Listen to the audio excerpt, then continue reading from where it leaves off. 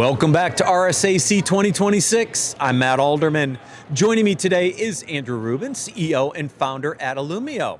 Welcome, Andrew. Thanks so much for having me, man. So I read the title of this and I went, ooh, how deep should we go? So you said go for it, so here we go. Go for The it. title of this is The Cybersecurity Lies We Keep Buying. How about we keep selling? Depends on which side of this you're on, right? I think it's fair to say that you have to have one in order to have the other. Exactly. Through all your conversations, because you talk to a lot of CISOs, you talk to a lot of customers, if you think about one big lie that just stands out like a sore thumb, what would it be? That we can be safe. Now, allow me to add at least a couple words to that. Yeah, of course. But I'm not going to change the fact that my knee-jerk answer is that we can be safe. We cannot be safe all the time ever again. Right. That's really the answer. Yeah. And I'm not sure that we're buying that lie as much today as we were even a few years ago, but we have to literally dismiss the lie. We have to dismiss the comment, and we just have to start the conversation with, we have been, we are, or we will be breached. And it is actually going to become a very normal part of life, unfortunately, but it's going to be normal, and we have to start the conversation by accepting that, because as the old expression goes, can't solve a problem until you admit you have a problem. I think this is a really interesting point because I have never assumed that we were safe. As a practitioner, we know all the things that can go wrong. And in this industry, we have been really bad at a few things. I'll give you one. Inventory. Sure. How many organizations know 100% of the hardware and software run in their environment? Probably zero. Probably zero. Well, how about this? At least know it 100% accurately. Exactly, Okay. right? So if that's the foundation for InfoSec, because that's what CIS says, control number one, know your hardware inventory, control number two, know your software inventory, and I don't know it 100%, how can I ever assume that I could be safe? Because I don't know what I don't know. So I think there's a nuance here, and it's very important, which is we sort of, in everything in cyber, take it as binary. We're either perfectly safe or breached to catastrophe. And what's interesting, and there's a parallel that I've talked about over the last couple of days here at the conference quite a bit, in almost everything else in life, and I mean literally in life, not just in technology, we grade outcomes. So I'm a little sick, I'm very sick. I have a small outage, I have a big outage.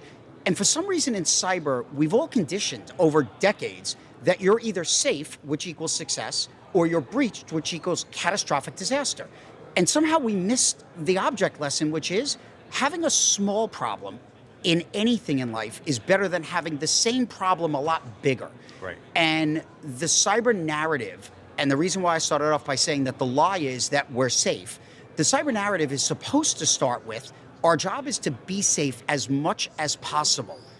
And it is equally our job that when we're not safe, we have a strategy for finding things quickly and stopping them quickly.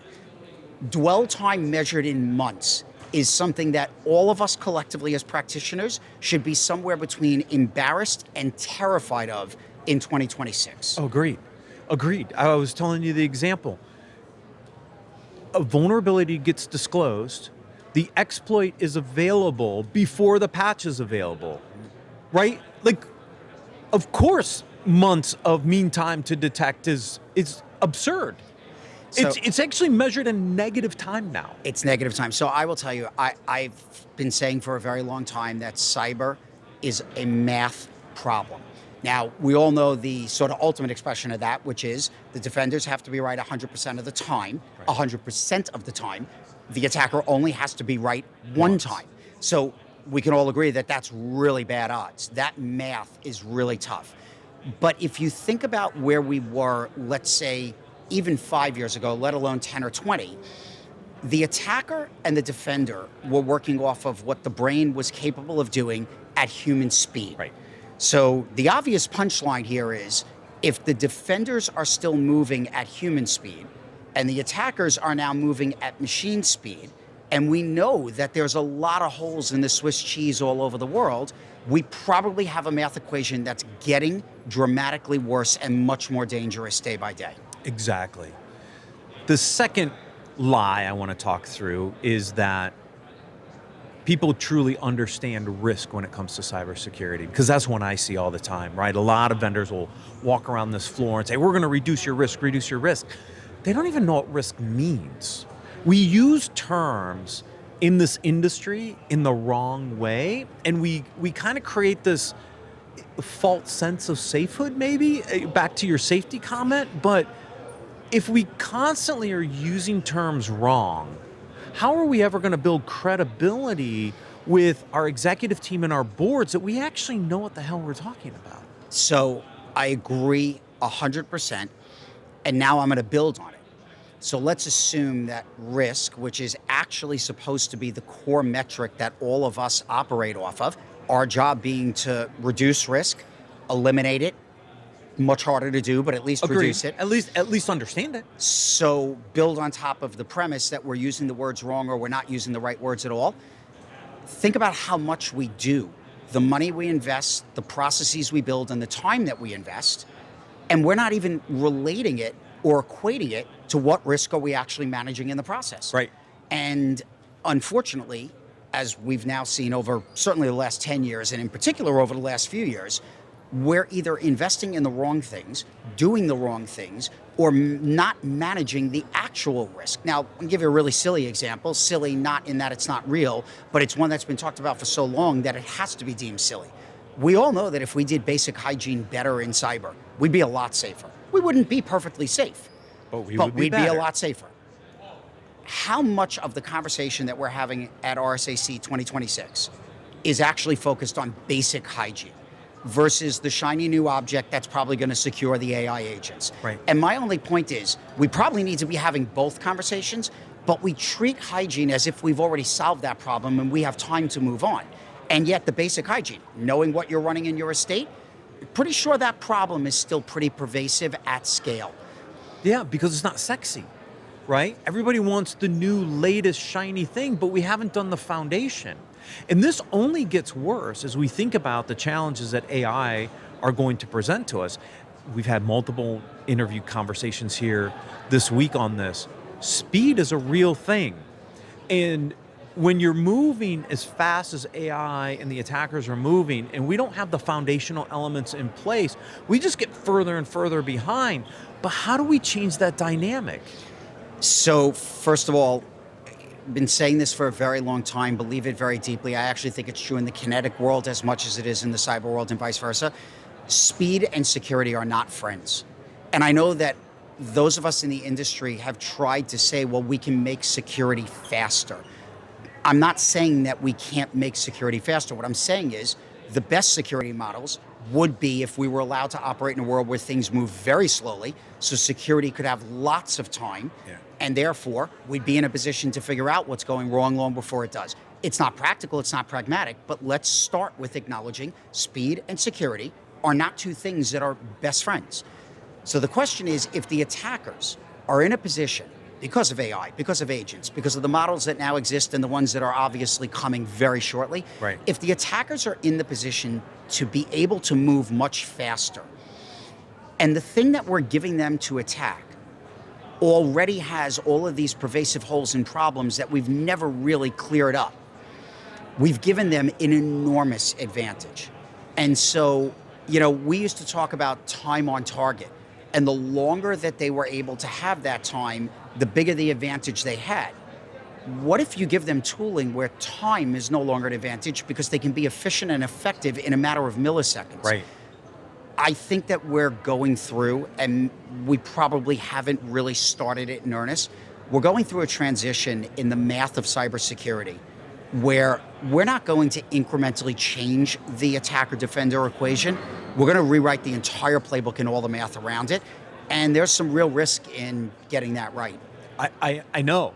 So how do we start to approach that? Like, what are the conversations we should be having as an industry on how this shifts? Because here's my fear. You walk down to the expo floor, you'll see hundreds of vendors that have been around this space for a long time. Yep. I've been in it almost 30 years.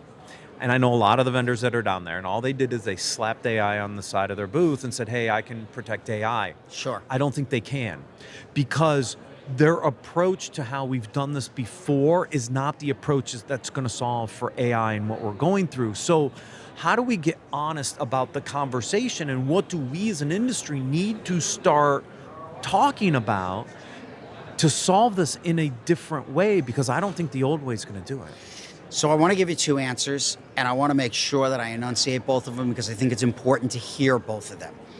If I only gave you one, it's going to sound like I'm calling for the doomsday event. I am 100% optimistic and confident that if we start an honest conversation about where we are, how we got here, what is happening to the attacker landscape, and we really said we're going to dig in, that this is a solvable problem. I believe it deeply. However, there's also this other part of my brain that's been informed over all these years that we have a miraculous ability to rally post-crisis, and we are absolutely terrible at being proactive pre-crisis. The question is, are we going to have to wait for something that's a lot worse than a bunch of credit card numbers or even Social Security numbers being exfiltrated?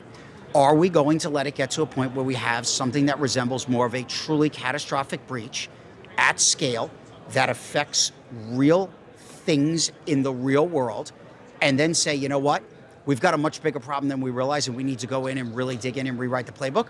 Or are we going to acknowledge that AI probably changes the math in a way that, left on current course and speed, we're going to end up likely colliding with that brick wall, and let's try and actually start right now and get ahead of it? And by the way, we still might not get ahead of it, but at least we can say we've actually had the honest conversation about what has to change. So what has to change?